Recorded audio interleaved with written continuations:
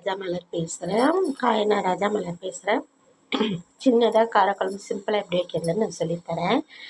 தக்காளி, வெங்காயம், பச்சை மிளகாய், கருவேப்பிலை, சுரக்காய், முருங்கைக்காய். இது வெங்காயமும் தக்காளியும் அரைச்சிக்கணும். புளி ஊற வச்சுக்கோங்க. கடுகு, மஞ்சத்தூள், மிளகாய். எண்ணெய் ஊற்றியாச்சு. எண்ணெய் ஊற்றிட்டு இப்போ எண்ணெய் சூடானதை பார்த்து கடுகு போட்டு, கடுகு நல்லா பொரியுது. அடுத்து வெங்காயம். கடுகு நல்லா பொரிஞ்சு வரட்டும். நறுக்கி வச்ச வெங்காயம், கருவேப்பிலை. வெங்காயம் நல்லா வதங்கிடுச்சு. தக்காளி போட்டு,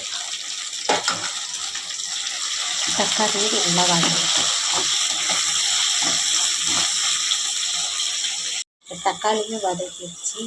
தக்காளி நல்லா வதங்கிடுச்சு.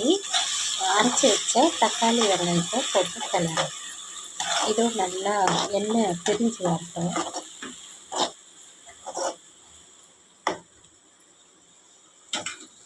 இப்போ இது கூடயே காய்களை போட்டு, காய் கொஞ்சம் நல்லா வதங்கி இருக்குது. இது கூட கொஞ்சம் மஞ்சத்தூள் போடணும். அது கூட சேர்த்து மிளகாத்தூள் போட்டணும். நாங்கள் கொஞ்சம் காரம் ஜாஸ்தியாக சாப்பிடுவோம். அதனால நாங்கள் உங்களுக்கு தேவையான காரம் போட்டுக்கோங்க. கூட தண்ணி ஊற்றி நல்லா கொதிக்கணும். இந்த மிளகாத்தூள் வாசனை போகணும். நல்லா கிளறி விட்டுக்கோங்க.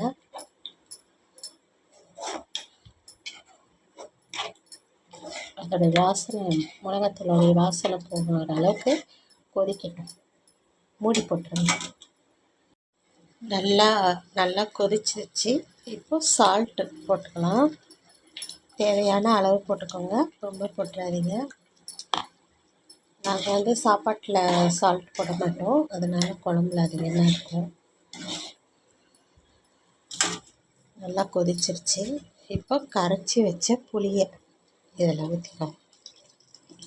இப்போ அவிச்ச முட்டையை உரிச்சிட்டு இந்த மாதிரி ரேராக கட் பண்ணி வச்சுக்கோங்க.